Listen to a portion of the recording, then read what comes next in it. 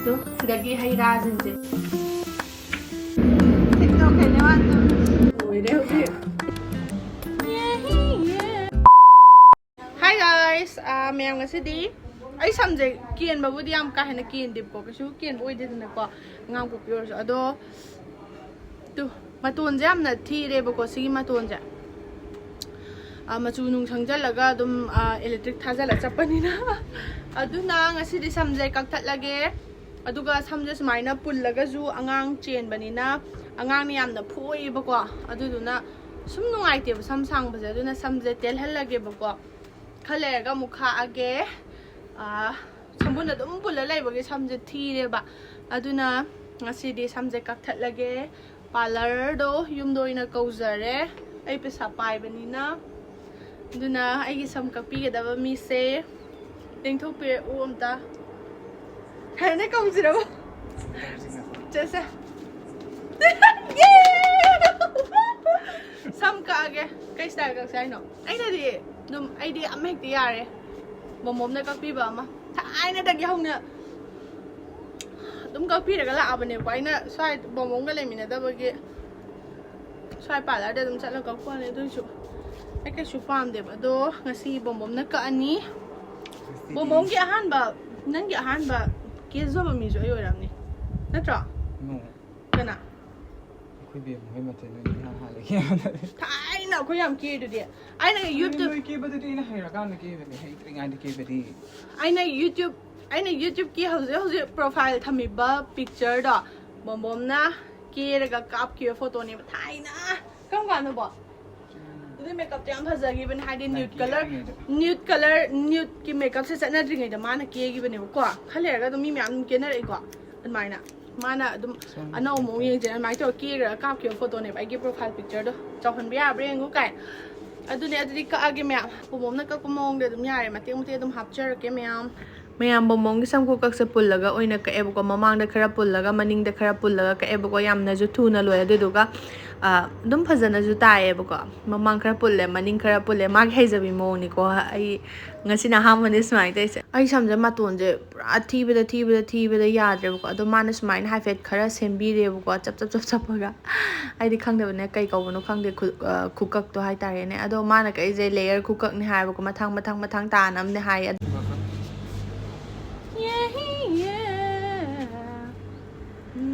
pullaga kakpai matang loisan gresina thado kakpai matang yore ba ko ado aina samje khara sangmali haibagi kala ko na muk haline mayam horen samge sanglor ga na ni ko final ula samje yam kakpa na te matun athi ba gai do maton jo jo law ba gai do adu do kak thatlaga machu sangdan ba khata ne ko si leire yolgi ngasi di breakfast e halwa tai aduna halwa horake ado myam indamda changabani moisturizer sing je yamna mathau tare ado oil yam yawa moisturizer ti muk tallidana ko ado aina tai se yawbom ga yawdobam ga hojik se taiye ba ko ado yengo tu khutta dum khangamani oil yawa yawdoba ga ado yawdoba sine ba ko aina share tawrak toise ado kaino hai kanda aina hojik seasonai se mama earth ki yamna light oiba moisturizing cream ne ba ko ahan baisina mama earth beetroot hydra full light moisturizing cream aduga vitamin C daily glow light moisturizing cream ne ba ko ahan bada aina beetroot ki jahan ulage ba ko sigi light moisturizing cream je long lasting oiraga moisturization fajana tawba loina na glow piba do adu do oye ba ko aduga sigi moisturizer se yamna light weight oiraga quickly absorb tawba do adu do tawe akhoi gi skin na kaino matai habagi nungai tawba dugum bam ta tawde manam ju kunung shi ma khangbra akhoi gi mai da beetroot ki kana ba se akhoi natural glow piba da yamna mateng pangi ko aduga hyaluronic acid chu yawe ba ko aduna akhoi gi skin da hydrate tawraga thamba da mateng pangi haide soft oiraga supple finish ohen ba do adu do oye ba mai se mon lawe aduga mathangi sina vitamin C daily glow light moisturizing cream ne ba ko sisu dom yamna lightweight oy aduga long lasting oye ba ko animak chak mana yengo glow ga ko pi se vitamin C yawbani na khoi skin brighten do da mateng pangi aduga turmeric yawri sina ne ko skin revive tawraga natural glow pi do adu do oye mama earth ki product khuding mak MSF certified orbani mama earth masai website te lebi matam da kajal 2024 season of 20% off fangdoni naika Amazon Flipkart Purple da su fangani aduga manak nak store da su fangani mama earth listens to you so use their product and share your feedback. They improve their onion shampoo based on your input. Plus, they are always upgrading their product through research and innovation for better quality. Ay samjang macha hor ko. Samjang macha hor ha to. Eno to bogi. ꯑꯉꯥꯡ ꯄꯣꯛ ꯂꯣꯏꯕꯒꯤ ꯑꯃ ꯀꯦꯟꯕꯗꯣ ꯑꯩꯅ ꯁꯤ ꯀꯦꯟꯕꯗꯨꯁꯨ ꯈꯪꯍꯧꯗꯦꯕ ꯈꯪꯕ꯭ꯔꯥ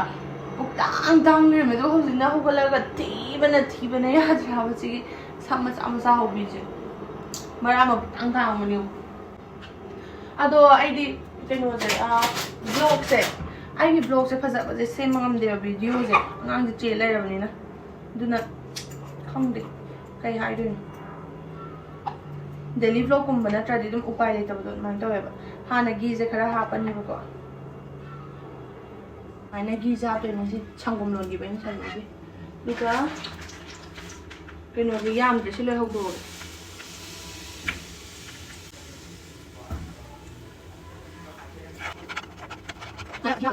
ꯑꯗꯨꯒ ꯁꯪꯒꯣꯝ ꯈꯔ ꯍꯥꯞꯀꯦ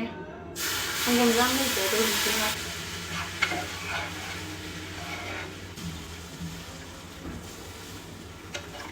ꯁꯝꯁꯨꯅꯦ ꯅ ꯗ꯭ꯔꯥꯏ ꯐ꯭ꯔꯨꯠ ꯉꯥꯛꯇꯅꯦ ꯃꯤꯛꯁ ꯗ꯭ꯔꯥꯏ ꯐ꯭ꯔꯨꯠꯇꯨꯅꯦꯕꯀꯣ ꯑꯗꯣ ꯁꯤꯗꯒꯤ ꯍꯩ ꯔꯥꯁꯤꯡꯁꯦ ꯕ꯭ꯂꯨꯕꯦꯔꯤꯒꯨꯝꯕ ꯀꯥꯖꯨꯒꯨꯝꯕ ꯀꯩꯕ ꯕꯗꯥꯝ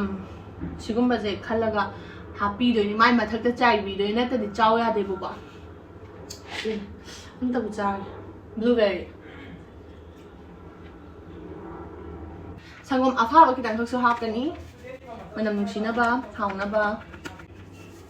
ꯀꯤꯖꯩꯌꯦ ꯉꯁꯤꯗꯤ ꯈꯔ ꯑꯊꯨꯝꯕ ꯃꯈꯜꯅꯦ ꯇꯧꯔꯤꯁꯦ ꯂꯣꯏꯔꯦ ꯍꯧꯖꯤꯛ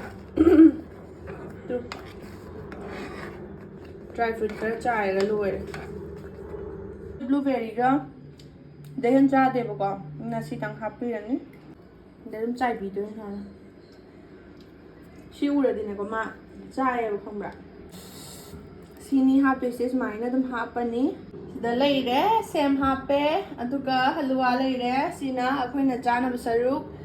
ꯑꯗꯨꯒ ꯁꯤꯅ ꯆꯥ ꯂꯩꯔꯦ ꯉꯁꯤꯒꯤ ꯕ꯭ꯔꯦꯛꯐꯥꯁꯅꯤꯀꯣ ꯃꯌꯥꯝꯁꯦ ꯁꯥꯌꯣꯜꯒꯤ ꯅꯨꯃꯤꯠꯁꯦ ꯑꯗꯨꯝ ꯈꯥꯏꯗꯣꯛꯏꯗꯅꯀꯣ ꯇꯟꯅ ꯇꯟ ꯅꯨꯃꯤꯠ ꯑꯗꯨꯒ ꯗꯣꯁꯥ ꯅꯨꯃꯤꯠ ꯑꯗꯨꯒ ꯍꯂꯨꯋꯥ ꯅꯨꯃꯤꯠ ꯈꯥꯏꯗꯣꯛꯄꯁꯤꯡꯁꯦ ꯃꯥꯒꯤꯗꯣ ꯍꯧꯕꯗ ꯑꯗꯨꯝ ꯇꯞꯇꯥꯏ ꯊꯤꯆꯜꯂ ꯑꯗꯨꯝ ꯆꯥ ꯂꯩꯔꯦ ꯍꯥꯏꯕ ꯕ꯭ꯔꯦꯛꯐꯥꯁꯁꯦ ꯑꯩ ꯅꯣꯡꯉꯥꯟꯕꯗꯒꯤꯅꯦ ꯑꯩꯅ ꯀꯤꯔꯤꯁꯦ ꯅꯠꯇ꯭ꯔꯗꯤ ꯑꯗꯨꯝ ꯈꯪꯗꯦ ꯏꯁꯥꯗ ꯚꯤꯗꯤꯑꯣ ꯅꯝꯅꯤꯡꯕꯒ ꯐꯥꯎꯗꯕꯗꯣ ꯑꯗꯨꯃꯥꯏꯅ ꯇꯧꯋꯦꯕꯀꯣ ꯑꯗꯨꯅ ꯁꯨꯝꯒꯁꯦ ꯌꯦꯛꯁꯟꯗꯅ ꯑꯥꯏꯂꯥꯏꯅꯔꯒ ꯆꯤꯡꯊꯗꯅ ꯇꯧꯔꯤꯅꯦ ꯑꯗꯨꯗꯤ ꯁꯥꯌꯣꯜ ꯆꯠꯍꯟꯈ꯭ꯔꯒꯦ ꯑꯗꯨꯒ ꯃꯈꯥ ꯅꯝꯃꯛꯀꯦ ꯆꯤꯅꯤ ꯍꯥꯞꯇꯕ ꯆꯥꯅꯤꯀꯣ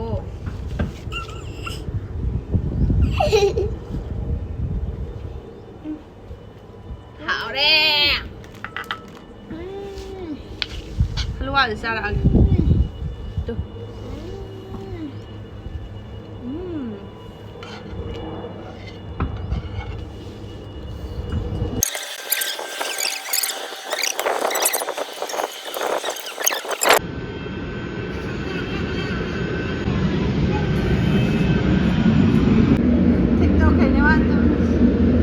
ꯍꯦꯚꯟꯁꯨ ꯇꯨꯝꯈ꯭ꯔꯦ ꯑꯗꯣ ꯃꯌꯥꯝ ꯑꯩ ꯁꯤꯗ ꯈꯣꯡꯉꯤꯕ ꯃꯈꯣꯟꯁꯦ ꯑꯩ ꯍꯥꯞꯄꯛꯀꯦꯕꯀꯣ ꯉꯁꯤꯗꯤ ꯑꯩ ꯀꯃꯥꯏ ꯂꯩꯗꯣ ꯑꯩ ꯍꯥꯞꯄꯛꯀꯦꯕ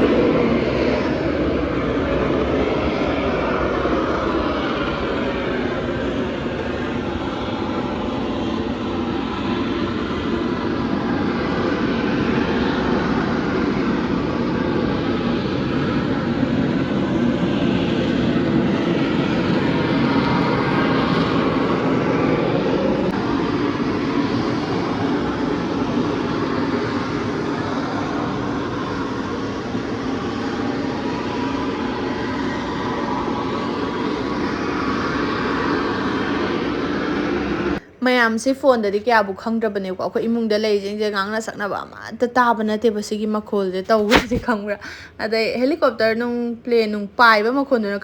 ꯈꯔ ꯐꯩꯕ ꯁꯤꯒꯤ ꯉꯪꯕꯩ ꯃꯈꯣꯟꯁꯤꯅꯦꯕꯀꯣ ꯉꯥꯎꯔꯤꯁꯦ ꯄꯨꯔꯥ ꯊꯃꯣꯏꯒꯤ ꯁꯦꯒꯥꯏ ꯄ꯭ꯔꯤꯊꯤꯕꯤꯒꯁꯦ ꯆꯦꯛꯈꯥꯏꯗꯧ ꯃꯥꯟꯖꯥꯅꯤ ꯈꯪꯉꯕ ꯁꯤꯒꯤ ꯃꯈꯣꯜꯁꯦ ꯑꯗꯣ ꯁꯤꯐꯧꯗ ꯑꯗꯨꯝ ꯐꯠꯇ꯭ꯔꯦ ꯑꯩꯅ ꯚꯤꯗꯤꯑꯣꯁꯦ ꯑꯗꯨꯝ ꯅꯝꯃꯤꯅꯤꯀꯣ ꯑꯗꯣ ꯁꯥꯡꯉꯅꯤꯅ ꯑꯩꯅ ꯑꯗꯨꯝ ꯂꯣꯏꯁꯤꯜꯂꯒꯦ ꯇꯧꯕꯅꯦ ꯂꯣꯏꯁꯤꯜꯂꯒꯦ ꯉꯁꯤꯒꯤꯗꯤ ꯃꯌꯥꯝ